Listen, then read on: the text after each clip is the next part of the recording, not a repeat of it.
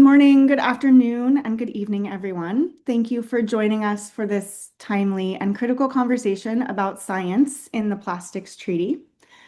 I am Lindsey Jurca. I am a senior campaign specialist with the Center for International Environmental Law, and I have had the honor to work alongside our panelists throughout the Plastics Treaty process. As many of you know, the latest round of talks in Geneva ended without a treaty, and many headlines have framed them as a failure. But these talks were not a failure. They were certainly a frustration and another reminder of how the process has empowered a few over the will of the many.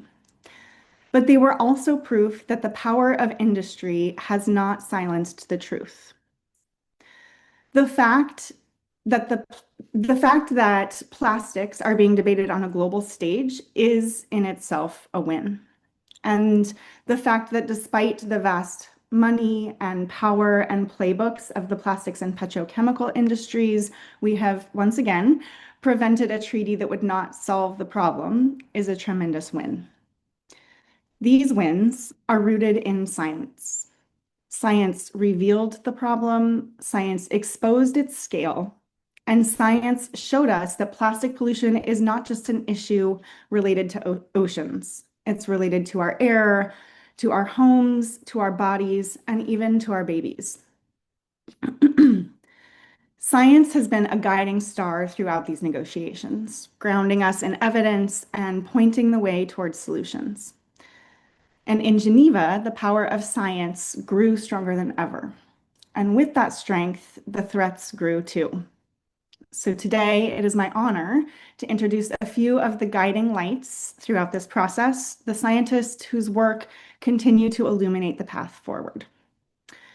In terms of housekeeping, we will save Q&A for the end of the panel. So if a question comes up, you can feel free to drop it in the chat, and we will do our best to address those questions. And feel free to upvote if somebody has asked a question. So without further ado, I will introduce our panelists, starting with Dr. Marcus Eriksen.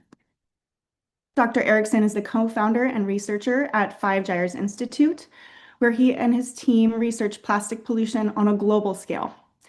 He co-authored the first global estimate of plastic pollution, finding more than 5 trillion pieces weighing 270,000 metric tons.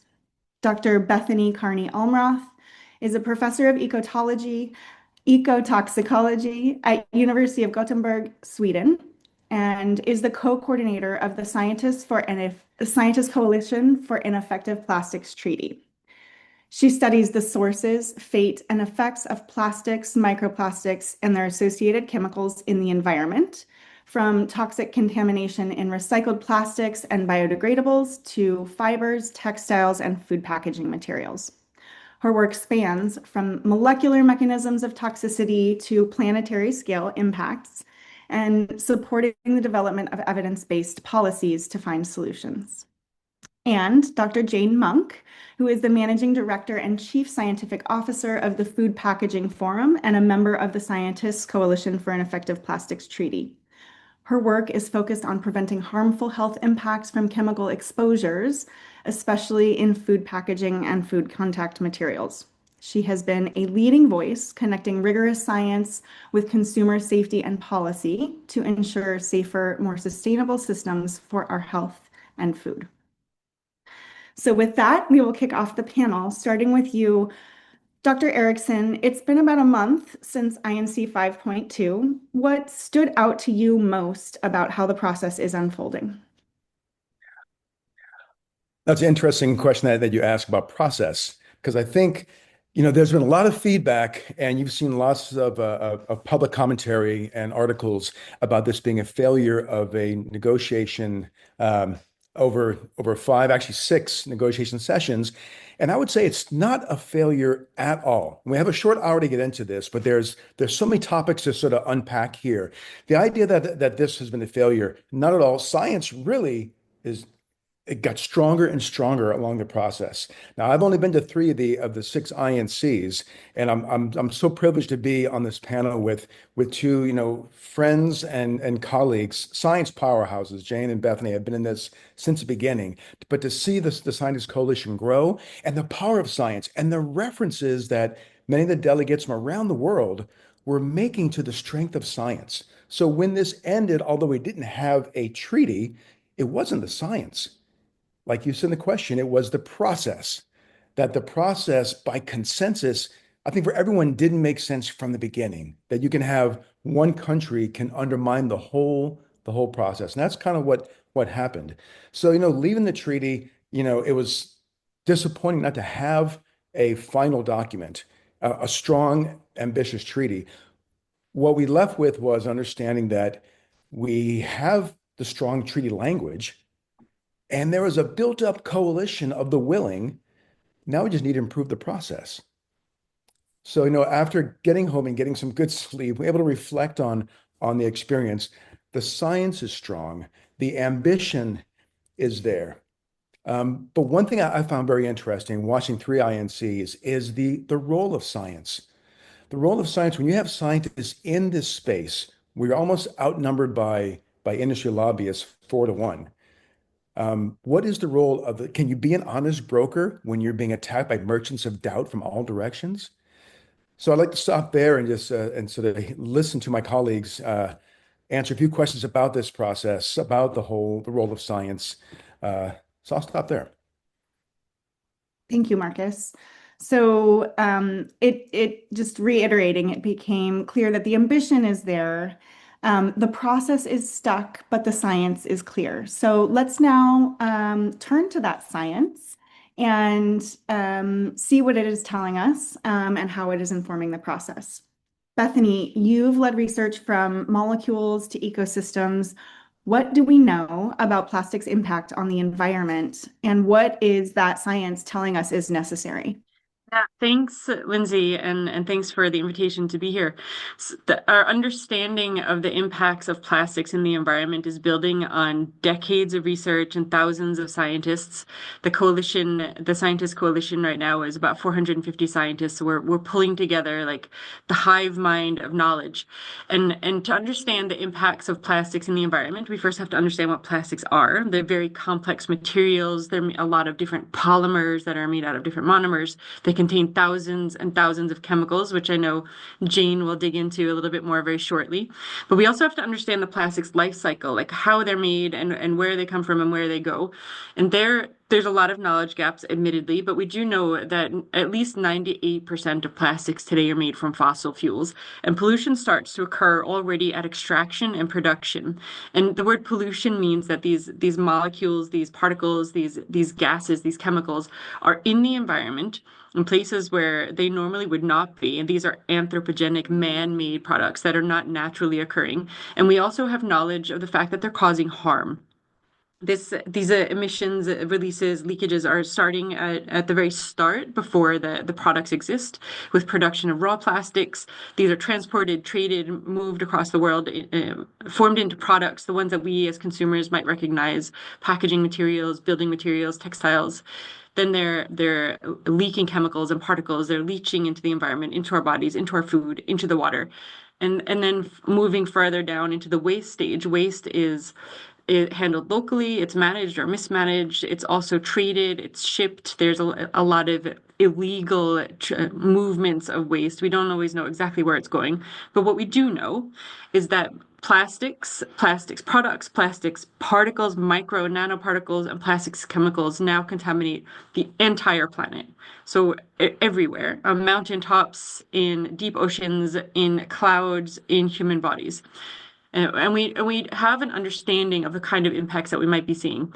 Some of those are, as you indicated, my research focuses a bit on through molecular interactions. The particles and the chemicals are entering into living organisms and interacting with molecules in their bodies, affecting their hormone systems, affecting development of cancer, of inflammation, of impacting reproduction.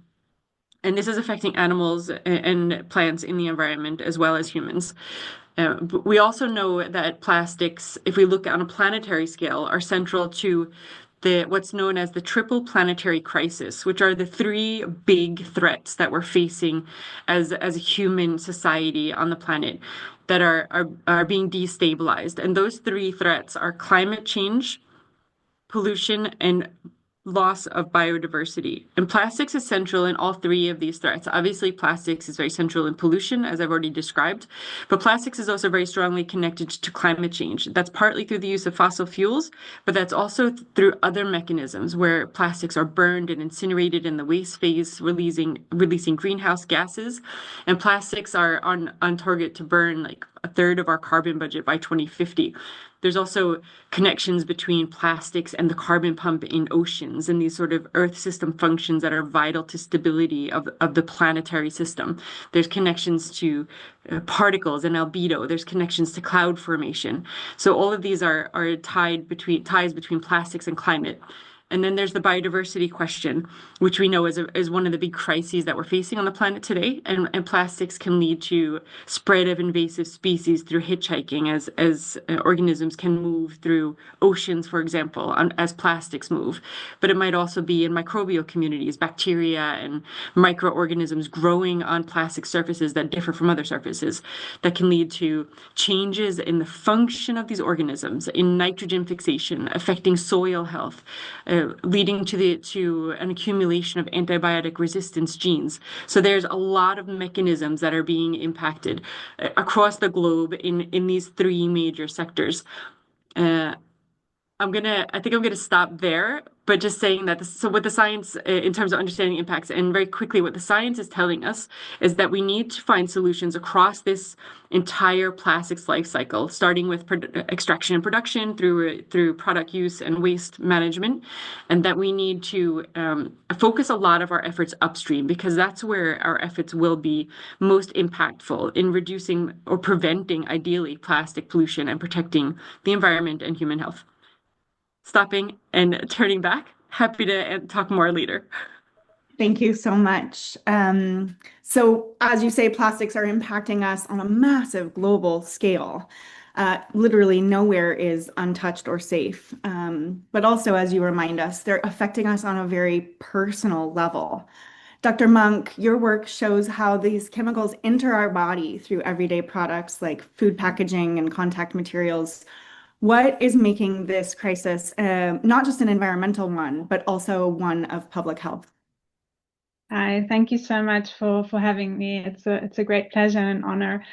And I was looking at Bethanie's beautiful jacket and thinking it actually matches my background. We complement each other. So I'll try to do that content-wise also. Let me just start by saying it's generous of you to say my work. I'm part of a big team. So I'm representing a whole bunch of people here. And together we have compiled a list of the plastic chemicals that some people may know as the PlastChem list or database, where we know there's 16,325 known plastic chemicals that are used or that are generated, present in plastic because of the manufacturing, or there may be impurities as well.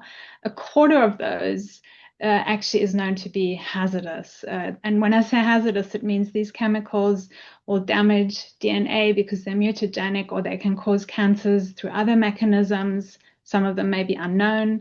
They're toxic for reproduction. They may interfere with the hormone system.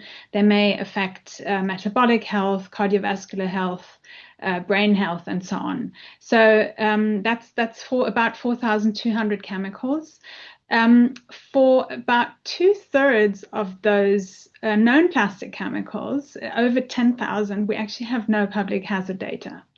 And so when you don't have kind of scientific evidence if a chemical is hazardous or not, you have two possibilities, right? You can either assume it is hazardous, and that would mean you're erring on the side of precaution, or you can assume it is not hazardous, and that means that you basically assume that there wouldn't be any effects. But by logic, you don't know.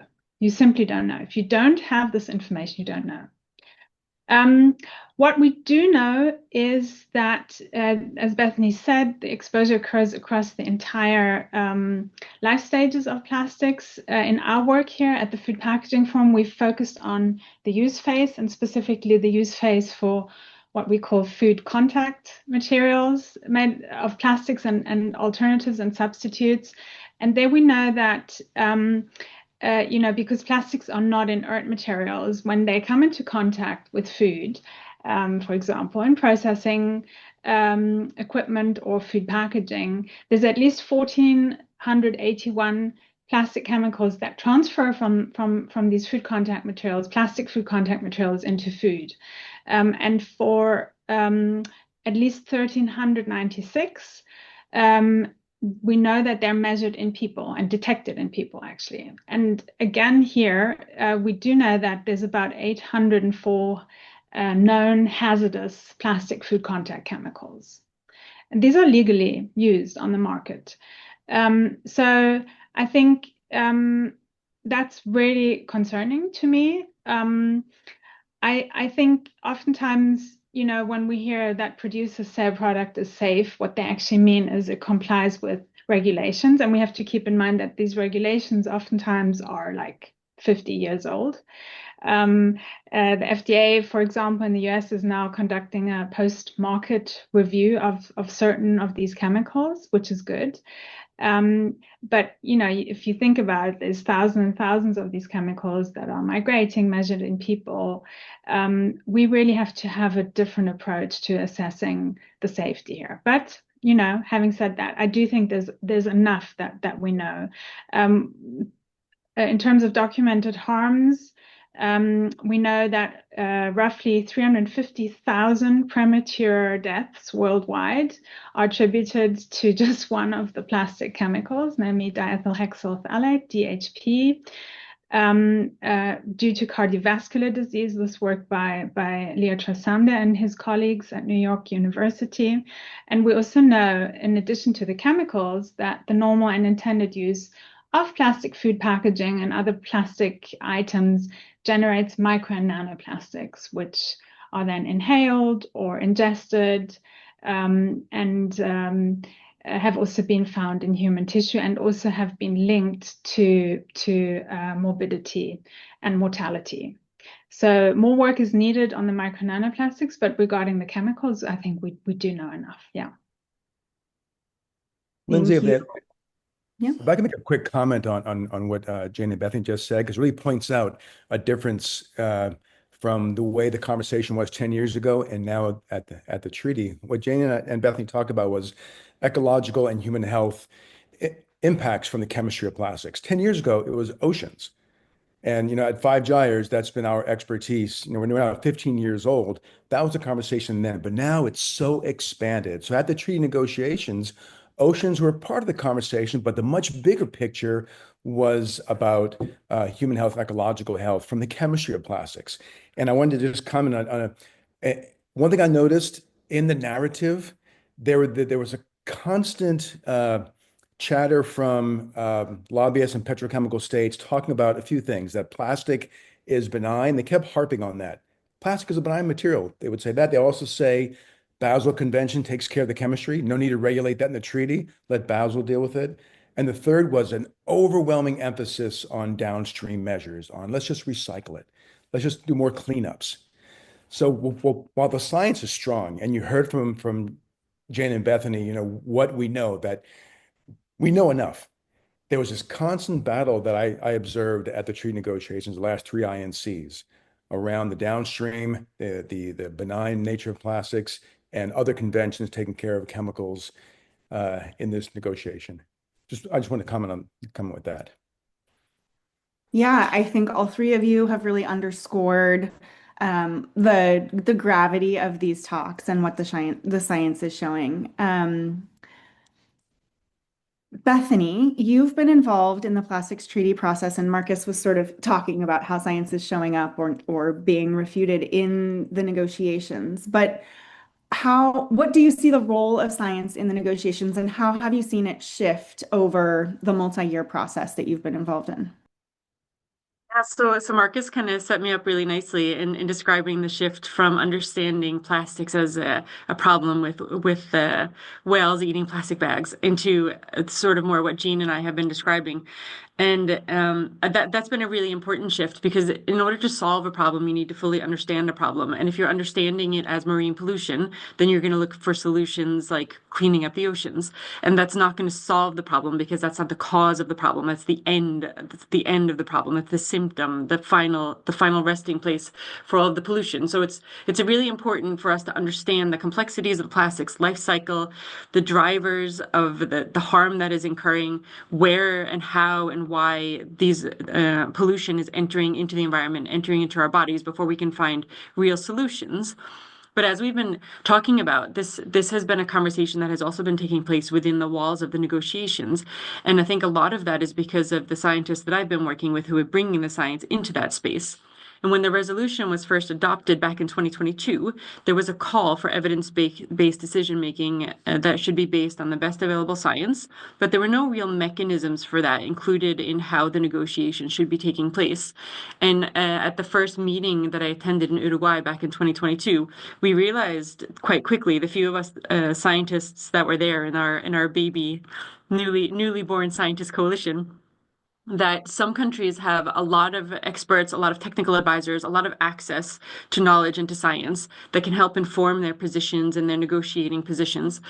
But others don't. And this becomes a question of justice and equality and access to science and knowledge that is not equal across the world. And there are countries that are showing up to these meetings with very small delegations that don't necessarily have direct access to experts and to scientists and to knowledge holders. So that's a void that we're filling, and we're making science accessible to all of these negotiators so they have that at their fingertips. And as Marcus was also indicating, this can help combat a reliance on misinformation or misunderstood science, or in some cases, even disinformation, and to also then identify true solutions rather than false solutions or regrettable substitutions. So this is where I think we're making the most impact in helping people understand the true problems and then the true solutions that would actually be safer and more sustainable. And there we have heard repeated countries referring to science, to evidence, to the need to align with what we know about the problem. And there were, for example, 116 countries calling for the inclusion of a subsidiary body. So it's almost a major majority of countries in the world that want to see a subsidiary body that is science-based, that can inform the work of the treaty. And I know a lot of countries appreciate scientists being in the room there, able to provide information, to provide evidence, provide data, and to explain sometimes really complex issues in a manner that is accessible and policy relevant. Thank you. It is clear that science has shaped the direction and continues to be shaping these in the right direction. A quick fire round from all of you about what is on the horizon. So in a minute each, what project or research are you most excited about that could help inform future negotiations or what happens beyond them? I will start with you, Jane. Okay, so I'm still thinking about Bethanie's last comment. Maybe just to add quickly, I'm being naughty, Lindsey, sorry, but also want to say there were actually a lot of scientists also, or not a lot, there could be more, but some of our colleagues also were on member state delegations, which I think is great. So for me, that's also an important role here. In terms of what's on the horizon, so in Geneva, on the 4th of August, we launched the Lancet Countdown on Health and Plastics that Bethanie also is a part of. And this is a collaboration of international scientists where we are committed to producing indicators which will track our progress towards mitigating the impacts of plastics on health. And there will soon be a kind of invitation-only event for other scientists that want to contribute to this indicator development. So if you're a scientist, that's something to look out for. We'd love to get contributions. We're also working on a systematic evidence map to track the impacts of food contact plastic chemicals on human health effects. We're going to update the biomonitoring database that we have. And we also have published a list of priority chemicals of concern from food contact materials. So that's available on the Food Packaging Forum website. And then last but not least, we've got data coming out on micronanoplastics in about 800 mother-child pairs from 2 different European cohorts, looking at the health impacts of that. So just going to hand it over on a real light note. Marcus, how about you? What's on the horizon for us? Thinking, as a treaty, identifies the problem and says, okay, we have to eliminate the sources of harm from the different chemicals, the poorly designed products that escape. And there's a lot there, but then what's the alternative? And that's where I've been really thinking about, and we as a team, about biomaterials. But then that can be tricky because you have to think, are we replacing one problem with another? What are the design standards? What does degradation really look like? If you're adding chemicals to give a biomaterial some properties of flexibility or tensile strength, are those chemicals, are they going to cause their own set of problems? So it's very tricky. So yes, in the biomaterial space, but being very careful not to replace one problem with another. Yes, very important. And Bethany? Yeah, so I think we have there's a lot of similarities between our research interests. Everyone's mentioned chemicals, and it's one of my favorite subject matters. I've been working with chemical pollution for 30 years now. So I'm interested in chemicals and plastics and their impact, of course, but looking together with colleagues at chemicals in bio-based plastics that Marcus was mentioning a little bit, in recycled plastics, in these so-called solutions, and trying to assess whether or not these really are safe and how are chemicals moving through our materials and how they might be hindering circularity, looking at chemicals in the built environment. But I also have a background as a fish biologist, and I do a lot of my work in aquatic animals. So aquaculture is important. More than half of our marine proteins are now produced by aquaculture rather than wild capture, and there are efforts to increase sustainability in that sector, but everything is plastic. So looking with my colleagues at how micro nanoparticles are existing in those systems and what kinds of chemicals might be affecting fish health and welfare and therefore food security in that sector. But taking all of these details and bringing them into a more holistic level and working with colleagues in interdisciplinary spaces to understand not only like the ecological, environmental impacts of plastics, but socioeconomic impacts of plastics and looking at solutions. So like Marcus was saying, establishing standards and criteria for whatever alternatives or solutions we might bring into place. And those might be material based, as Marcus was referring to. They might be non-material based to make sure that the decisions we're making are in fact better than what we're doing now, that we're moving forward into a safer space than where we are right now. So bringing together these sort of disciplines across complex spaces. And the final area of research that is newer for me is about human rights. And this is a very broad area of research.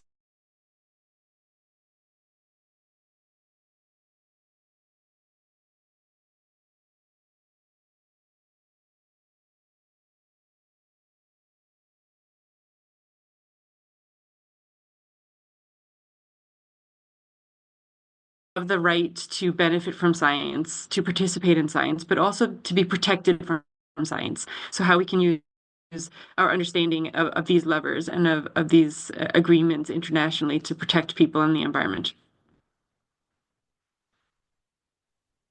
Great. So I heard Marcus talk about, replacing bad options with maybe we want to replace them with actual solutions. And this treaty really is an opportunity to catapult us into a world of solutions that work for health, that work for the environment, that work for people, for the planet and communities. And yet we also need to, we are being confronted by merchants of doubt, specifically industry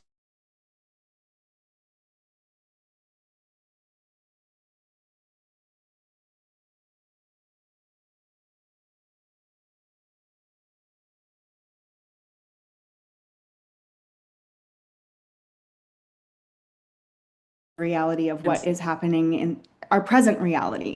And we have seen industry influence and obstruction play out through this entire treaty process.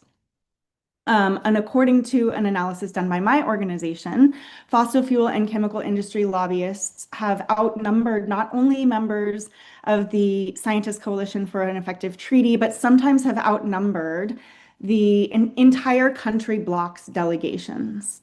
Their tactics are very familiar: delay, discredit, distract, derail.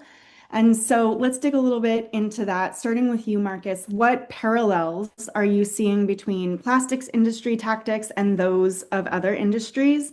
And what do these tactics demand of science within the negotiations? I mean, that's really interesting because we got to watch it, unfold in real time during the INC process. And many of us are familiar with the term merchants of doubt, the book that was written years ago, reflecting on the tactics during the anti-smoking campaigns to try to distract and create. Sometimes they'll create their own science industry and their own trade organizations with their own publications. Will create alternative narratives to the peer-reviewed, trusted science. It was anti-smoking. It was trying to ban CFCs of the ozone layer. There's been this constant fight, same tactics, and sometimes the same people will migrate from one issue to another to create chaos. And I mean, I got to watch it unfold, but I wasn't the recipient in many cases. But some of my colleagues here, both Jane and Bethany, I'm sure they have examples of not just, people coming in with BS science to contradict what they published, but there's also personal attacks. The comments, the confrontations, the physical confrontations in that space where you're trying in real time to inform delegates of the right science. And as you mentioned, and that's actually the work that you guys did at CIEL to find that number, bring that to the public right there at INC 5.2, the number of lobbyists, almost 4-to-1 lobbyists to scientists. I'd love to hear from Jane and Bethany as well, their personal experience engaging. But yeah, just to reiterate, there was that process where you're hearing alternative facts come in that are not peer reviewed, challenging all the science that we were trying to convey to people, and it created a very aggressive space where you're trying to get your science forward. So it's kind of hard to be an honest broker when you're surrounded by merchants of doubt. And I remember at INC 4.0, the first one I attended, to see the Russian delegate stand up and just yell, "We need honest brokers." And I was like, wow, but we are. But what he wants is scientists to speak up and say, here's the science, and then just sort of stop there and let them come in and dismantle and disregard and delay and distract from those facts. So I think as a scientist, you can't just be an honest broker. You're also an advocate for the defense of science as an institution. It seemed from my observation, those two things happen at the same time. Advocating for the science, while presenting the science, then advocating for let's identify the merchants of doubt and here's the science you can trust. I wish I had been counting the number of times that truth had come up in this conversation. It is a lot. Bethany, you have called this an aggressive space. There's an entire Guardian article on some of that aggressive behavior that you have been party to or been that has been placed on you. How do you hold power in the face of your science, your voice, and, as we've said, the truth being challenged? Yeah, it's a very complicated issue, and Marcus has explained really well the kind of tactics that they're using. And the first step is to recognize those tactics for what they are. So we're familiar with this. There are bodies of research on this, the big tobacco playbook, the big oil playbook. And it's also actually part of the reason why we formed the Scientist Coalition to help identify and correct these biases when we're faced with them within science. But it goes beyond undermining the science and spreading disinformation or misinformation into what Marcus was referring to around like harassment. And for me, it started before the treaty process started, it's been going on for decades, even I would almost say, in different ways, in different forum, criticizing my science, but also criticizing me as a person. There's a lot of discussions about the role of a scientist in society, and some people would have us stay in our so-called lane and remain within the ivory tower of academia. But I'm a person who believes that the science that is produced should be publicly available. It should be accessible to everyone in society. It should be used in evidence-based decision making to protect people and the environment. So I see it as part of my duty and my role to communicate science. And the fact that they are trying to undermine or discredit scientists, I take almost as a badge of honor. They wouldn't bother doing it if it wasn't a threat. And that tells me that we're doing something that's worthwhile and meaningful. But I know so I know that the science that we're producing and that we're communicating carries weight. And in the face of the kind of harassment and intimidation that we're seeing, I've been speaking publicly about it. And this is a way to protect myself and hopefully others from these tactics so that negotiators become aware of them, so that the UNEP becomes aware of it, and then hopefully can help protect people. And I also acknowledge that the fact that I can speak publicly about it is also a privilege. I'm a person living in a relatively safe country with safe employment, and I have people that are protecting me and supporting me. And not everyone has that privilege. Some people would risk their jobs, their positions, their employment, potentially their work visas, the country in which they're residing, or they might be also exposed to physical threats, which I have to date thankfully not been exposed to. It's been more verbal and personal and professional, but it's a heavy weight that scientists carry moving into this space, knowing that these actors will be doing this. So I think it's really important that we make people aware of it, that it's going on, and that we're finding ways to support and protect scientists. Thank you. Jane, do you have any thoughts that you would like to share here? Well, I mean, in addition to what Marcus and Bethany said, which I agreed with all of that, including making it a badge of honor, a KPI, that your work is effective if you get the pushback. I do think we have a moral obligation to share the knowledge that we have. And I mean, I feel incredibly privileged that I was able to go to a world-class university, ETH Zurich here in Switzerland, where I studied environmental science. The taxpayers paid for my education, basically. And I feel that, I owe it to society, to my fellow citizens, to use the skills that I've been able to acquire for the benefit of society.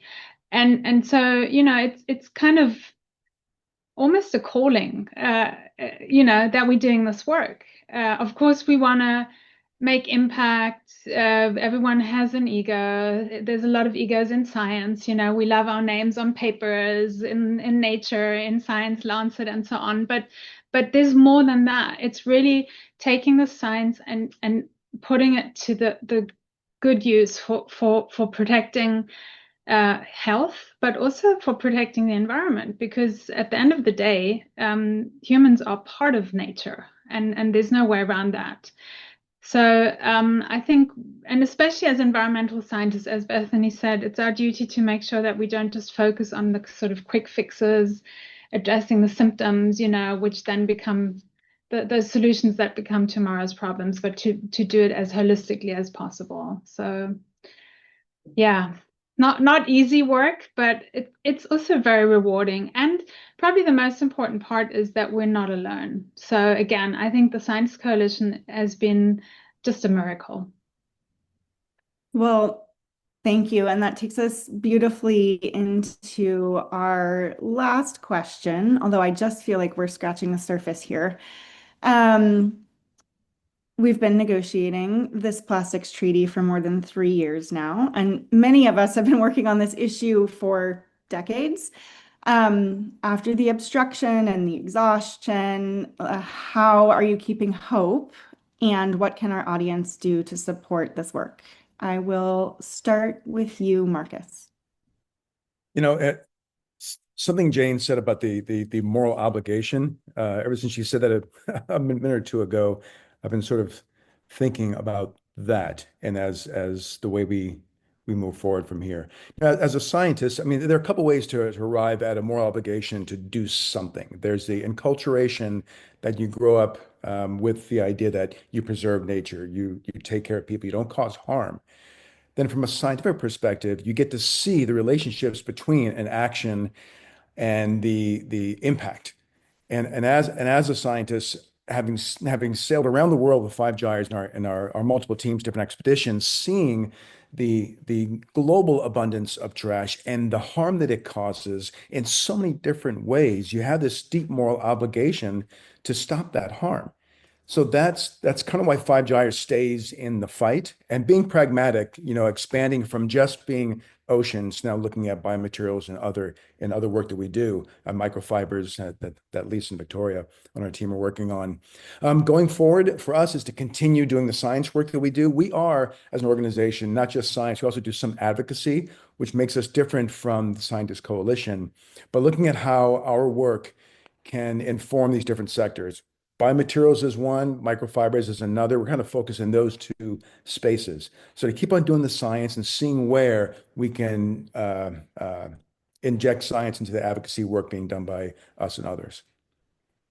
Thank you. Jane, you sort of kicked us off a little bit on what keeps you in the game and keeps the hope. Is there anything you would like to add?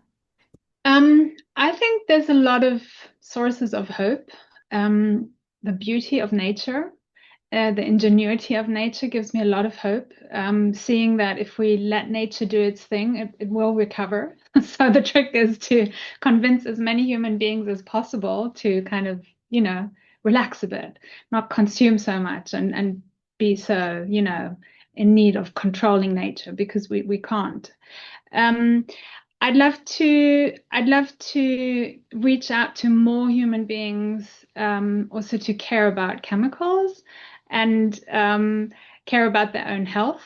That when they understand how these ubiquitous chemicals are impacting their health, and also understand what they can do in order to reduce those health risks and chemical exposures, how empowering that feeling can be. So I think really kind of appealing to the frontal cortex of a lot of fellow Homo sapiens. That's something I would like to work on more.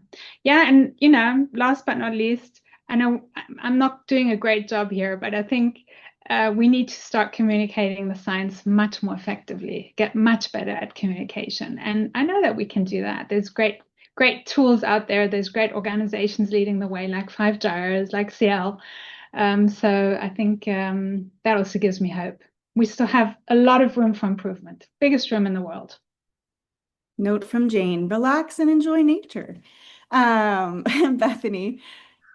Yeah, signing off on all of the above, agreeing with my colleagues. And I think the reason why I'm able to stay in this space and do the work I do is for the reasons that Jane and Marcus already shared, but also a feeling of like knowledge is power, and we collectively have a significant amount of knowledge. We don't have all of the answers. Science is never finished. It's a process rather than a thing. But we know that we're on the right side of this argument, and we know that the science that we're producing and the science that we're sharing and communicating can help to protect people and to protect nature.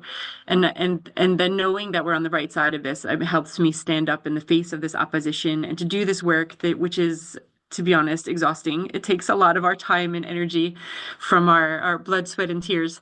And it's also not only the beauty of nature and the ability of nature to inspire and teach us, but also of the community of the people that are working in this space.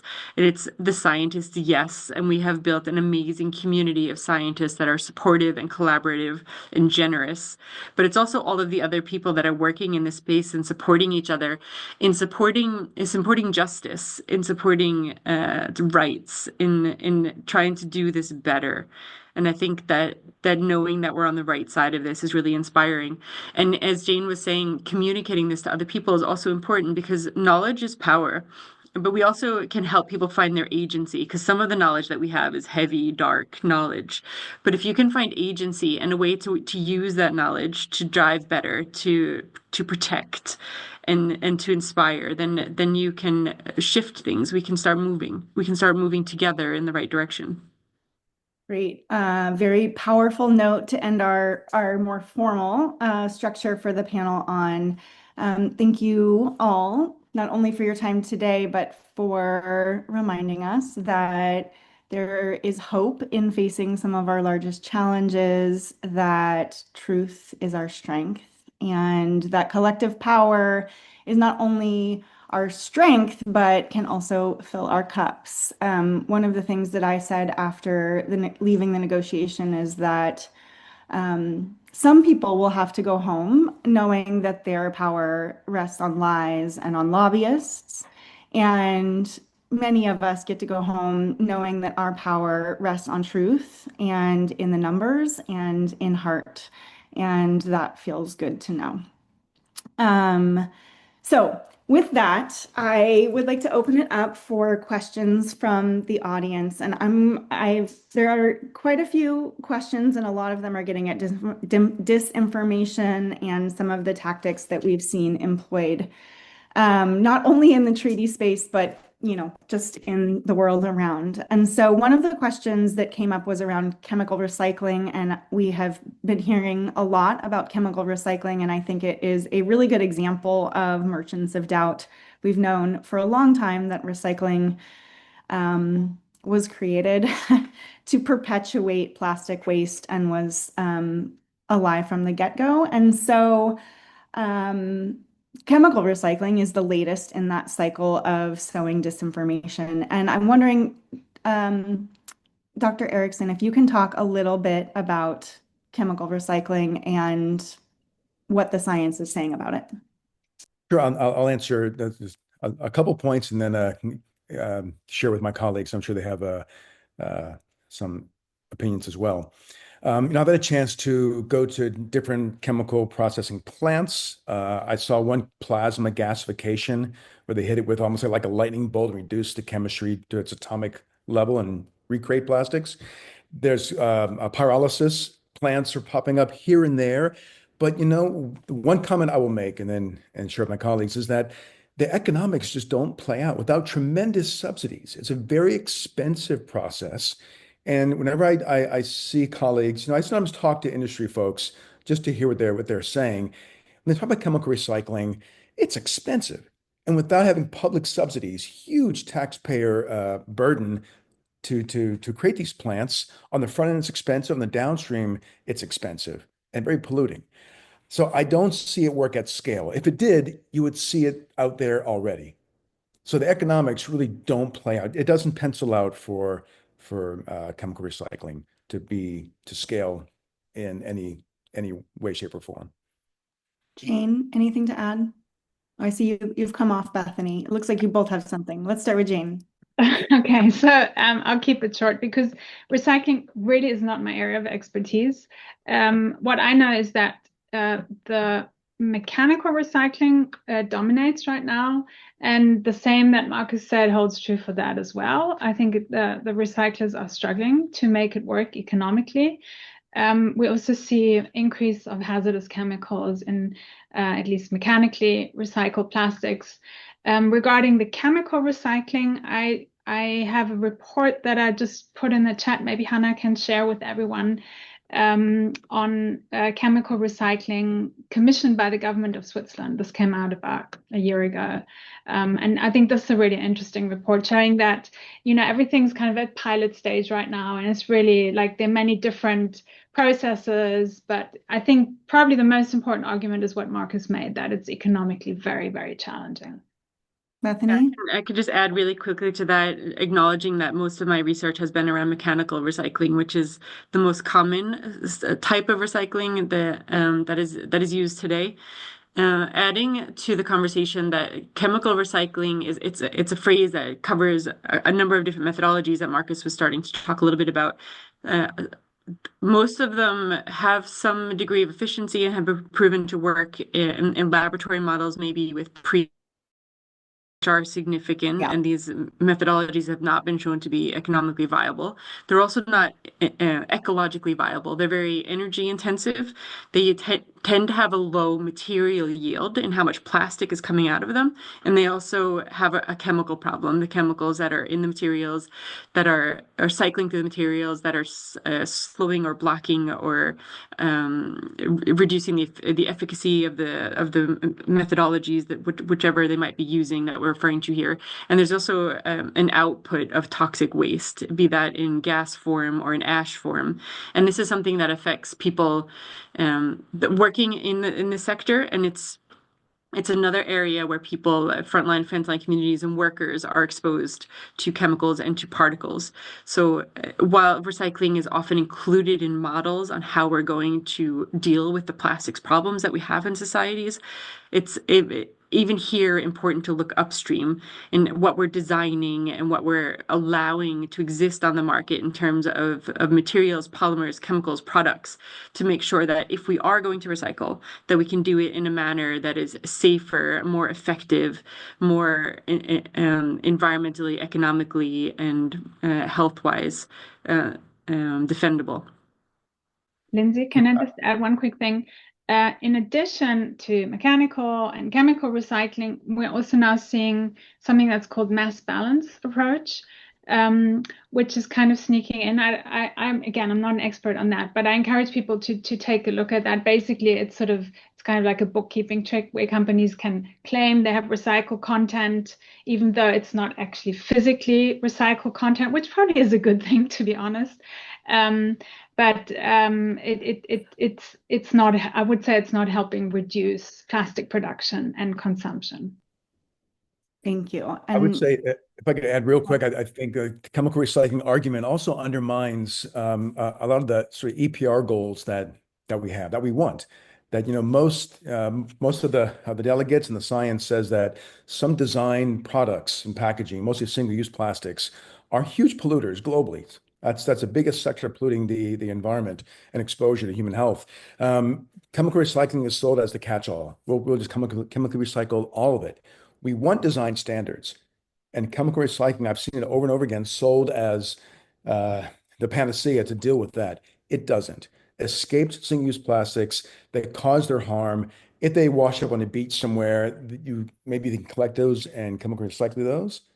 That's not reality. So it's sold in a way that undermines kind of EPR and packaging that we want. Yeah. And for those of you in the very far back who may not know this, 95% of all plastics that have ever been created still exist somewhere in the environment or in our bodies today. Mechanical recycling was known. It is proven that the industry knew that this would not be a solution to the plastics issues, and they pushed it anyway. And with chemical recycling, toxics in, toxics out. This is the latest tactic in continuing to be merchants of doubt in real solutions. So thank you for that. An interesting question on what we're doing with misinformation and disinformation, which is, I think, a question that we're all sort of grappling with in lots of realms. The question is specifically about when member states are upholding mis and disinformation. And we heard Bethanie talk about how the role of science has emerged and progressed throughout the process. A lot of these negotiators are covering an immense amount of topics and transferring from one negotiation to another. And so we heard Bethanie say that, there's a lot of informing that needs to be happening, and that the science is doing that. But how are you reacting when you're hearing straight up mis or disinformation held or repeated on the floor? I see two. We're ready. Let's start with you, Jane. So I can share a little anecdote. So when we participate in these INC meetings, we're observers, which means we should keep to the background, be quiet. I remember walking in from a quick bio break at one of the meetings and hearing some blatant disinformation being shared, and I couldn't help myself, but I had to laugh out loud, which was embarrassing. But anyway, that's not how we normally do it. Usually we're listening when the negotiations happen. We're taking notes, and then we'll go and approach member states and try and have a conversation with them. We also indicate to other member states that may have questions, that they can come to us. I have one anecdote where overnight we put together a PowerPoint presentation on BPA, correcting disinformation that was shared, and our amazing French colleagues, shout out to the French team of the Scientist Coalition, translated it overnight into French, and then we shared it with the French-speaking member states. So these are sort of the ways that we operate, but it's tedious work. It's very tedious work. Adding to what Jane is saying, sometimes we'll hear misinformation or disinformation, or maybe even just misunderstandings, genuine misunderstandings that we're able to correct. Sometimes member states will come to us and ask, like, is that true what country X just said? And we can tell them, like, yeah, that's true, or we can tell them, no, absolutely not. And here's the truth. So we're always very careful in this space and how we communicate, and that we're standing on science that is robust and independent and not biased by conflicts of interest. But we work very hard to capture these misunderstandings and misinformation and to correct them. And again, this is also part of the reason why it's really important that observers are present in these spaces to help support countries in doing this kind of work, because it is difficult and it requires experts a lot of the time to be able to pick up on these nuances and to correct them. If I could add that one observation, reflecting on my years being in this struggle, is as scientists, it is tedious and time consuming, like Jane mentioned, but you kind of got to be sort of offensive and on it all the time. Anytime you see misinformation out there, whether it's in print or, in my experience, at a conference, hearing someone say something, to address it. And you're constantly doing that all the time. I mean, I can't tell you how many times I've written a comment or try to find the author of a paper or some comment in public discourse and say, actually, here's a reference, here's a link to a reference that contradicts what you just said. And I think of the way we as advocates in this issue and scientists, the idea of constant pressure over time, where it's part of the deal being a scientist in this space, where you're constantly having to address misinformation. You got to accept it, as that's just the way the culture is. We're going to constantly be fighting for truth, advocating for truth in defense of science. So yeah, go ahead, Jane. Sorry, I didn't mean to interrupt. I'm No, getting go ahead. carried away. You finished. No, go ahead. I can get carried away as well. No, I mean, I think what's also really great is to know that there are so many advocates out there. I mean, like the work you're doing, Marcus, with Gyres, but also CIEL, and you name it. I mean, the whole Break Free from Plastic Coalition. So many fabulous advocates who want to learn about the science, who we have good constructive dialogues with. So I think that's also been a success here. It's not just us doing this work, and I really want to thank everyone for that. I think it's been really fruitful. I've also learned so much about the space thanks to the civil society organizations. For sure. I think, I heard you say it, Dr. Muncke, that we need to get better at communicating the science. And I think in terms of misinformation and disinformation, we heard you, Bethanie, say, like, science is a process, and we put something out and then we keep going and we keep pushing. And I think if we have a page to take out of industry's book, it is about message discipline. They say something, they stick to it, they repeat it for years and years and years. And I don't think that we often do that in this work. We put the information out there and we assume that people are now functioning as if this is the truth. And Dr. Eriksen said something really profound to me yesterday, was like, now it's feeling as if you not only have to put it out there, but you have to put your arms around it and protect it as the truth. And so I think that a big takeaway is repeating ourselves and underscoring what we know is the truth and holding that and continuing to shine the light on that. And unfortunately, our time is up for today's webinar. I saw lots of questions about microfibers, and so I'm sure there can be some emails and follow-up around that. You all will receive a recording of this. Please share it with your friends and networks. And one of the questions was about not putting all of our eggs in the plastics treaty basket. And I think the panelists today are the perfect example of, I mean, no stone is going unturned. And so I really encourage you to follow their existing and ongoing work, because it did not start with the treaty and it won't end here. And with that, thank you so much to our panelists and to everybody out there. Have a fabulous rest of your day and evening.